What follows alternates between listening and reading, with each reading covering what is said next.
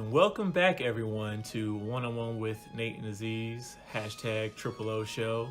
And we've got a lot to talk about. Lots been going on in the NBA. Quite a bit, oh yeah. It's been quite a lot of activity going on since we last spoke. So, and it's only been a week, right? I know. No, I think we last left off, we were talking about LeBron, obviously, that had left a massive impact on the rest of the league. So, fast forward just a little bit, and just when you thought they couldn't get any better, yikes! The Golden State Warriors they always find a way, man. DeMarcus Cousins found a way. Yep. I couldn't believe it. It was I think that was a pretty big bomb on the whole league, and it's still something that probably the sleeper move of the summer. I would think. Definitely. So, do you think DeMarcus Cousins signing? Because there was a lot of rumbles when it happened.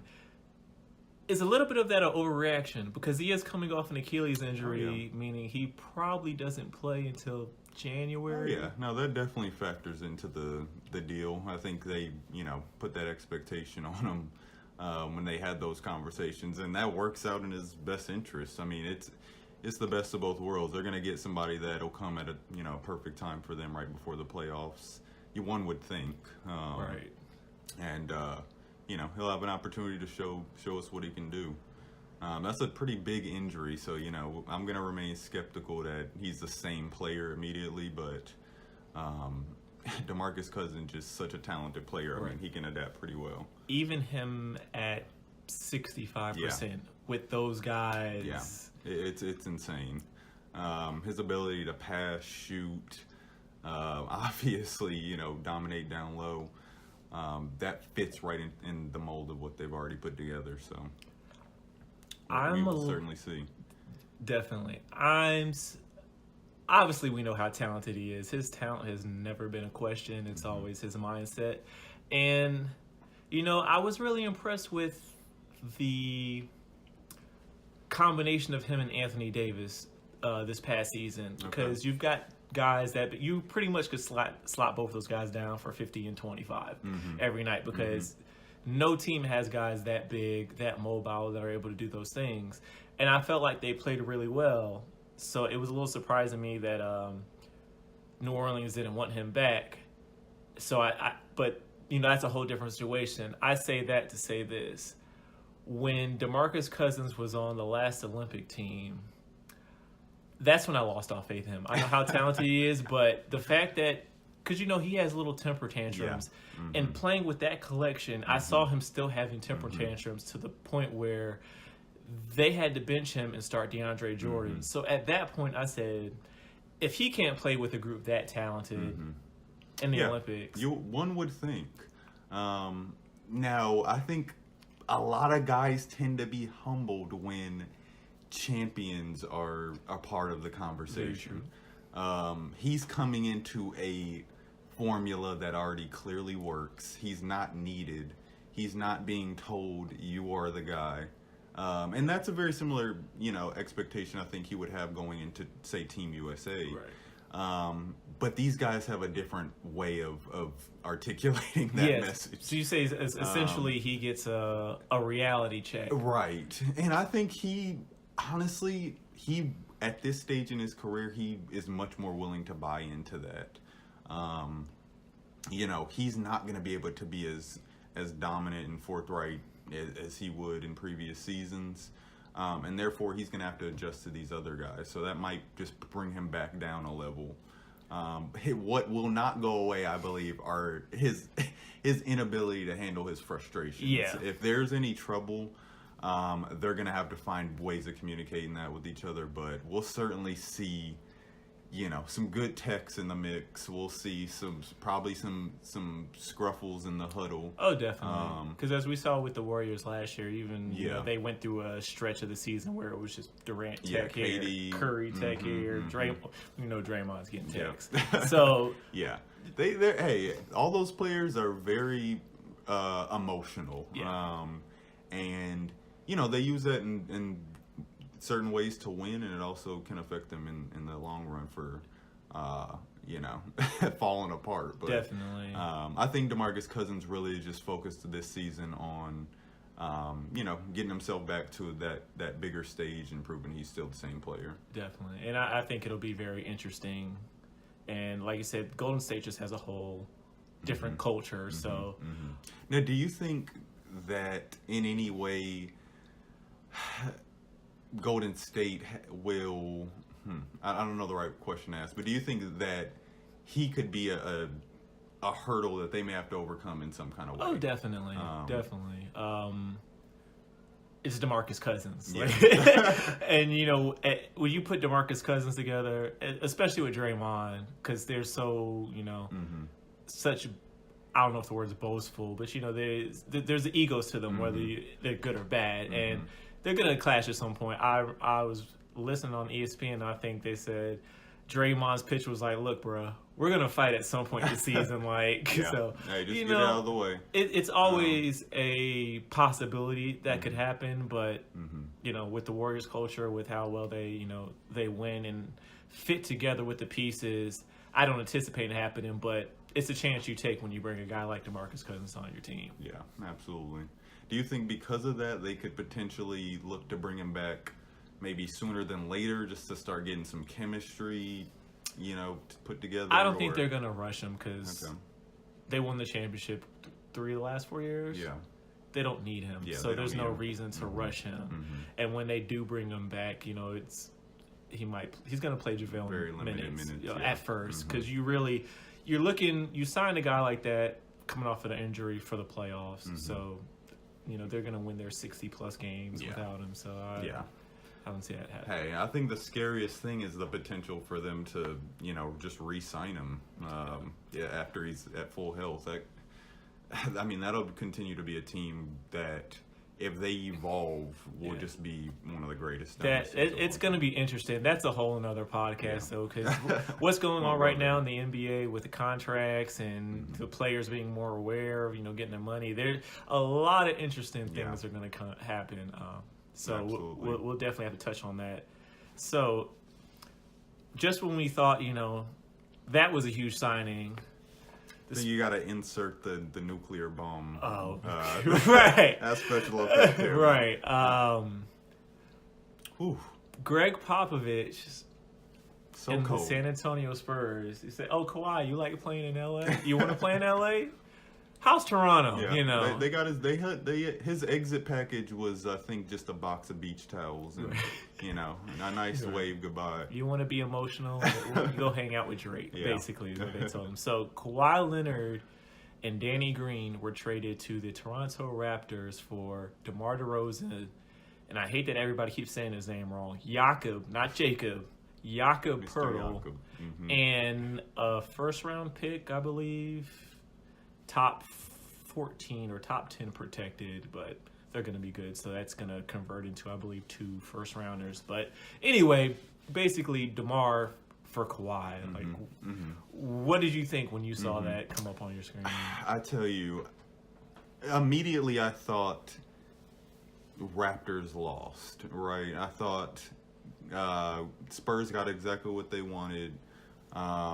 There's no long-term guarantees with Kawhi in Toronto. He's obviously has had his eye on LA for so long, but I don't know just yet. I think the Raptors at this stage were very willing to go into a rebuilding. The DeMar Lowry combination, while it had its moments where it was effective, it really just wasn't a championship combo. And I think that at this point they were willing to take a risk on, having Kawhi for a year, making a final push. Right. If you lose him, you get some money off the books, and then you'd really go for that final rebuild and retool. I think both sides kind of won in this situation. Spurs, hey, that's the next wave of their franchise. So, they certainly have their future set up. I felt the same way initially too. I'm like, this looks like a horrible deal for the Raptors. Like, is Kawhi even gonna play for them? And he for sure is gonna leave. So like, why would you make this deal? But then you kind of step back and look at it. And so for me, the Raptors reminded me, after making this deal, when I looked at, them the past couple seasons, they reminded me of that Hawks team with T, Carroll, Korver, Millsap, and Horford, where you had this team guaranteed at least second round every year, and you're, one top 3 in the East, but you're not a championship contender. So it's like, is it worth it to live in that purgatory stage? You're not going to suck, but you're not going to win a championship, or do you, go for the gusto and make a deal like this? So that makes sense. Also for the Raptors, I think you've got some intriguing potential lineups. I guess you start Lowry, Green, Kawhi, OG Anunoby, Pascal. Like, you've got a lot of small ball, things that you can do. But then also, when I thought about it, I thought, okay, well, at first they were talking like Kawhi's not going to play. Like, he doesn't want to play there. But then if you look at it from his perspective, he has to play. Like, there's no way this guy sits out another season. That would we would never have seen anything like that before from a superstar or any player, I would think. Kawhi doesn't strike me as a guy who wants to lament in the drama for too long. He's ready to get back to basketball. And whether or not he likes it, Toronto is going to be his home for the next year. So, from what I've heard, people have seen him smiling, people have seen him looking the same. Are you sure? Same I think that's Photoshop. Right? I've never seen him smile. Hey, he may have been caught slipping, man. But I think this is another situation where he's going to have to evaluate what he wants to be as a basketball player. Does he just want to be a guy who focuses on the game? Because to me, as a player of his caliber, you can't just focus on the game. You have to focus on everything that comes with being a great talent, which is leadership, communication, all that kind of stuff. Open your mouth. Tell us what you desire. Do you desire to be a champion? And so, maybe that cold Canadian air will be like a breath of fresh air for him, where he can say, you know what, this is my time to show everyone I'm still about basketball. Same thing with the DeMarcus Cousins. Like, put all my BS to the side, and let me just show y'all I can play. He has a lot to prove. I mean, a lot of the questions I've heard is he the same caliber player? Yeah, which we don't know what Kawhi we're going to get, so he has to go out there and show that. As well, though, and for him, one night out with Drake, and we'll, see how Drake's going to put up. We all know that. Oh, yeah. Drake, he's album. He's going to make him feel very welcome. He's going to make him very, very. I'm just waiting for, some Kawhi Leonard punchlines in his next record, If he is on the cover of the next album just looking like straight stone face, I'm going to be all for it, man. Right. So the other thing I thought about was as of right now, we all think Kawhi's, LA next year for sure.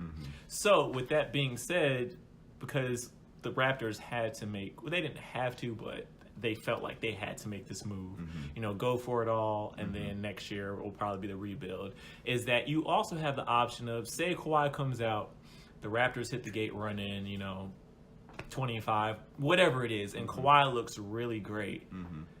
The Raptors could still flip him before All-Star break for some assets, because people are going to want him, and say the Raptors start 25 and the Lakers start, 15 and 20, something like that, where there's like, okay, the young guys weren't developing like we thought they were. LeBron's only got, so much time left, and maybe we do need to pull the trigger. For that. Yeah. The next thing you know, Raptors end up with, Kuzma or Hart or something. So that's always an option. With today's landscape, that can happen. Yeah. It would be so unorthodox. I mean, I could just imagine a player like Kawhi, what he'd be experiencing as a part of that. But you're absolutely right. I wouldn't think he'd, lose much sleep. He'd finally be where he'd want to be. But really, it is. I think you're right. We have to see from the gate that he's still a top tier player. And if so, those talks will happen sooner than later. I'm sure Magic has already told their GMs, like, look, y'all gotta play some my crib, like we're gonna be okay. So, and We'll see. We'll see. I don't think Lakers should act too quickly. I think you have the upper hand, actually, in a lot of ways. You still have the greatest player in the world on your team. If you give yourself a little bit of time, he can make an impact on some of these young players. So you just gotta see. And that at first I was like, when the Lakers got LeBron, I'm like, you got to make these moves fast. He's only got a certain amount of time left.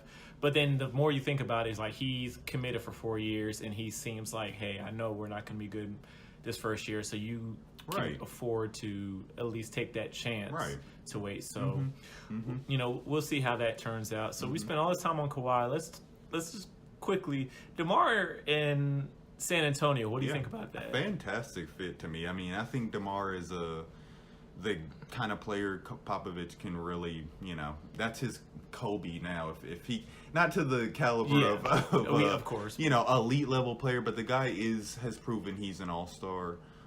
He's proven to be a very talented scorer, obviously, and can lead you in clutch moments, and obviously can lead a team throughout a season. The Raptors had the best record in the East last year. Right. But with him, LaMarcus Aldridge, who in many ways carried that team last season. LaMarcus was excellent last year. Yeah, I think those did well in the draft with the guys like Lonnie Walker. You have a few young players that are starting to come along as well. So, Spurs to me have always been that franchise that finds a way to never lose a step. Yeah. They're just constantly going forward, and this was a good move for them. I think so too, because that was one of the things that was bothering me. Say Kawhi had not played this year or this upcoming season, but was still there, I still think the Spurs are a playoff team. I think people forget that Kawhi played 8 games last year, and they were still one of the better teams in the West. I think they were the 7th, whatever seed, but they were still a playoff team. They were still competitive, even in that first round. I think they just missed that guy, one component. That guy they always had. LaMarcus, we know who he is. But DeMar DeRozan, to me, I think he'll quickly shake off those salty feelings. He also strikes me as a guy that really is about basketball. For sure. And I think he could actually still get better in a few different ways. He's gotten better every year. Under Popovich, he can become a much smarter player, more efficient, and that can again attract other players to potentially consider them as a team up destination. Right. But I don't think Spurs automatically jump back into the top 3. No, but they're still a playoff team. They're definitely going to be a playoff team. I think they're going to do better than LA. You think so? I think they have the potential to probably sit at the 3 or 4 spot if they're lucky. 3 through 6. 3 through 6. Yeah. Teams like Utah, Houston's kind of a gamble right now. Definitely. And OKC, I'm losing faith that they'll be. We'll get that. So we won't go too deep into that, but for now, I think the Spurs, they got what they could, and I think they're breathing a huge sigh of relief. Like, let's get our lives back together. Let's get back to basketball. Yeah. They have a lot of interesting pieces, and I think Popovich is going. What kind of system is he going to run this year? What are the lineups going to be? Because what concerns me right now is, I guess, potentially you have a lineup of DeJounte Murray, DeMar DeRozan, Rudy Gay's your starting 3, LaMarcus at the 4, and then Pirtle maybe. Pirtle. I mean, it's either Pirtle or Paul Gasol. Gasol is still on I would have thought Paul Gasol would have left before Tony Parker, which I don't know if we touched on here, but Tony Parker did sign with the Hornets. But the fact that Gasol is still there and the way the NBA game is today, and he's basically the Ryan Anderson of their team. Right. He's just a large number on the books that shouldn't be sitting there. That's one area they might want to look at the draft for next year, or even be considering who they could fit into another trade. I think I think the small ball game right now is working for the West. I think that's just if you could run LaMarcus at the 5 and then just, Gay 4. I want DeRozan at the 3. Let Lonnie Walker play the 2. We'll talk about it later. But Lonnie Walker, I think he's a player that I see having a quick upskill. He's not going to have a really long learning curve. Yeah. Popovich, at least going into his second season, he should be able to, be solid in the rotation. Because he's never really had those kind of athletes like a DeMar DeRozan, Lonnie Walker, Murray. Like I said, prior to that point, I think the most athletic guys they had in their team were Kawhi and a guy like Jonathan Simmons. So I'm intrigued to see what Popovich does with, modern day NBA athletes. Right. Yeah. I don't think he strays too far from the core. Their passing, shooting, execution game is really just, they're going to have to find ways to stay consistent with that. Yeah. But, like I said, with teams like Utah really coming back into the mix, it's going to be a hard season to keep up. And with the athletes, I think you're going to have a better chance of, holding on to the regular season troubles. For sure. It's, as always, it's going to be an interesting season. Yeah.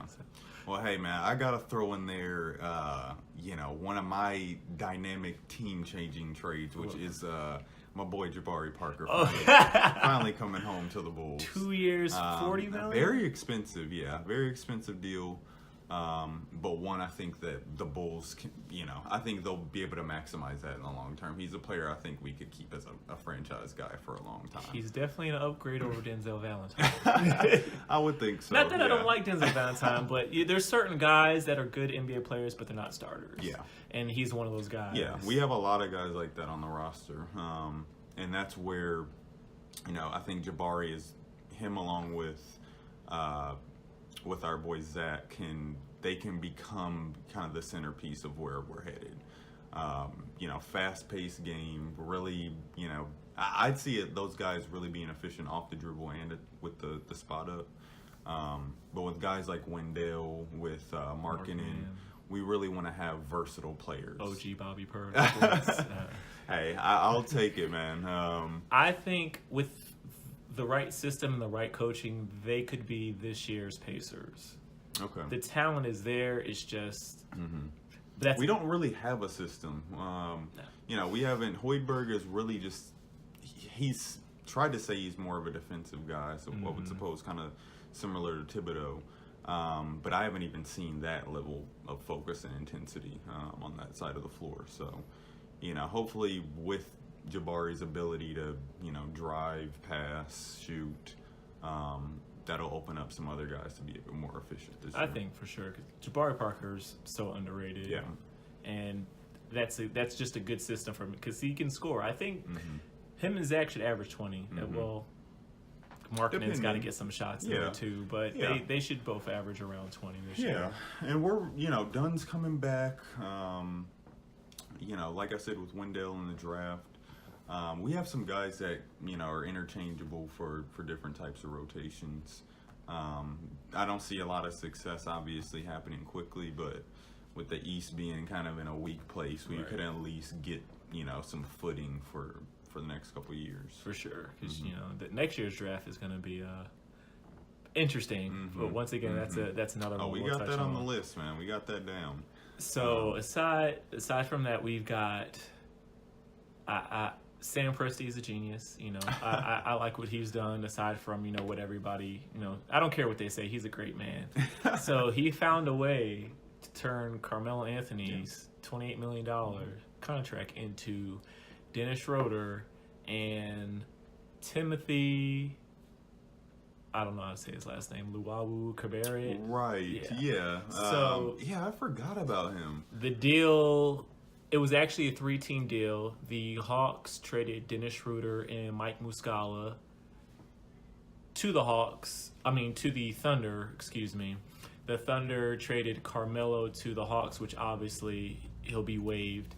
And from that trade, then the Thunder traded Mike Muscala to the Sixers in exchange for Timothy Luwawu. And then also the Hawks will get, I'm pretty sure there's a draft pick somewhere in there, but the Hawks also get Justin Anderson, which is interesting. And then before we get into the the meat of that, I think it's interesting for the Sixers, for Mike Muscala, because you lost Ersan Ilyasova. I believe he went back to the Bucks for like the third time.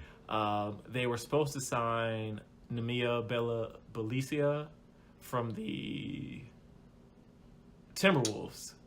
So we'll get into that real quick. So he signed with the Sixers for a 1-year deal. I think it was $8 million or something like that.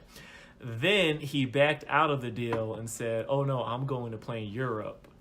But then a couple of days later, signed with the Kings for 3 years, $20 million. So I don't know. Not paying attention to that at all.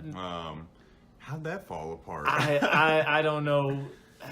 I mean, that's just that. Hey, and I tell you, that's where the complexity of these deals comes from. I guess when you have guys that will just drop out, right? That hurts. That's horrible. So what happens to the? I mean, do they still have to pay him? No, because he backed out of the contract, so of course he's not going to be on their books. And then just to tie this in, because it kind of goes with it, Yogi Ferrell signed a 2-year, $5.5 million deal to re-sign with the Kings, backed out of that deal, and then to sign with the Mavericks, backed out of that deal, and then the next day signed a 2 years, $6.2 with the Kings. Which I like Yogi Ferrell, and I think De'Aaron Fox can learn some things from him. Obviously, De'Aaron Fox has more potential, but Yogi Ferrell he's a savvy player. He's a savvy player. He's a smart guy. I mean, being that small, you got to find ways to be efficient. Again, if that's a deal that's gonna benefit your career, go for it. I mean, you see with Dennis Smith and Doncic coming into Dallas, he's gonna lose a spot there. So. And it was especially I don't know. It's interesting because we're just going all over the place right now. Seth Curry signed with the Blazers, so which in turn made Shabazz Napier sign with the Nets. Yeah, so I saw that. We're all over the place right now. Yeah. But so I mean, I guess you figured he could have Yogi Ferrell would have had some, backup minutes in Dallas with those leaving. But I think what the issue is, and nobody wants to talk about it, JJ Barea to the Mavericks is what Kirk Heinrich is to Tom Thibodeau. That man will never leave. They love him, and I can't blame him. He plays hard, Hey, we got a friend Jason too that we got a guy that he is gonna hate on this man for the rest of his career. Yeah, but, so that go JJ. Yeah. So anyway, to go back full circle, Carmelo, and so. We'll get to that, but so Dennis Schroeder to the Thunder. What do you think about that? That's a move. Well, I mean, at least his exit out of Atlanta we saw come in before. Yeah. I would think before going into summer or with mini camp. Excuse me, I was going to say summer league. Before going into mini camp, the team was shifting in the direction of Trae Young, so kind of giving him the reins there. For OKC, he's a solid player. He's not a guy that's gonna, I would say, be your most productive bench player. But he can certainly give you, some leadership, some poise at certain times in the game. Right. So a good pickup for him. I like him. I'm a Thunder fan, obviously. I just don't like the idea of him and Russ on the court at the same time. Okay. But I definitely like him as a backup point guard, especially over Raymond Felton. As well as Raymond Felton played last year, I'm still not too much of a fan. So I think Schroeder running the second unit with guys like Terrence Ferguson.